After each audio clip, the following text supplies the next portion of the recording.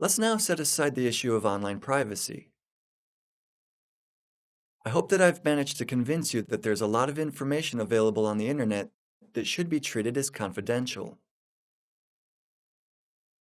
There's a new approach towards privacy that has emerged recently, and this approach directly affects the shape of our security and the security of our systems.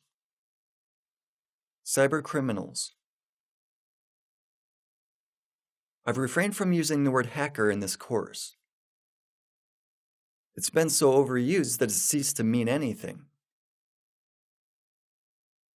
Cybercriminals should be defined by two characteristics: their motivation and their skills. Where do hackers fit in this graph? With equal probability, a hacker could be a script kid, an unskilled individual who scans a computer and launches a pre-made exploit out of curiosity, or an expert who wants to make money. The red portion of the market is growing the fastest, and it's the most dangerous. You need to guard yourself against these criminals. Let's find out if this is really true. I'll give you a couple of real stories in chronological order.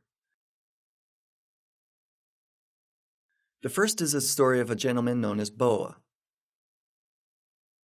a criminal working in the 90s who set up a website that offered credit card numbers for sale at a good price. At its peak, the website had a selection of 154,000 stolen credit card details.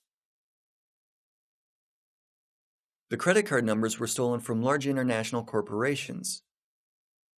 How is this possible?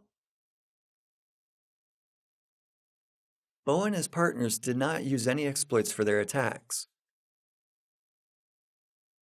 They instead struck a deal with Marriott Hotels porters and other people, or sent one of their men to take a job in a company when it searched for a skilled worker. A simple and efficient method. Boa was eventually arrested in Cyprus and extradited to the US. He was charged with defrauding over $2.5 million. It was revealed during the investigation that he was also engaged in a Cyprus-based money laundering company that washed billions.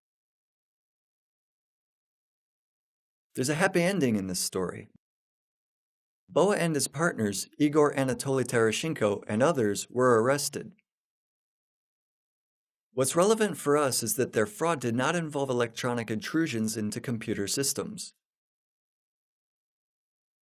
This is why it brought such great results. If we want to paint a fuller picture of cybercriminals, we need to mention the attack that hit Blue Security in 2005. Blue Security announced the release of a new product, an anti-spam filter. This filter was not like any of the anti-spam filters we know and use today.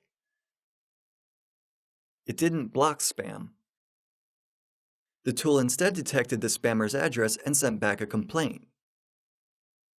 "Thanks, I don't want to receive spam from you." The system utilized a retaliation mechanism. A server that sent a lot of spam messages received a lot of answers. It was successfully attacked, and the attack resulted in a denial of service. The story of Blue Security is quite interesting. You can see here a message that was emailed to users of the tool that Blue Security provided. It was written and sent by PharmaMaster, a Russian online seller of fake Viagra. As you see, PharmaMaster obtained email addresses of Blue Security users. The attackers broke into the Blue Security system and extracted a database with users' addresses. In the message, PharmaMaster warns users that Blue Security is the real spammer. To give more weight to the email, PharmaMaster also sent it to Blue Security. Sending spam to spammers in this way was large scale. As a Blue Security user, you're in for a backlash from furious internet communities. If you don't get rid of the tool, your address will be put on a spamming list, and there can be other trouble as well. As you see reading this email, uninstalling the system will be for your benefit. Don't install it ever again.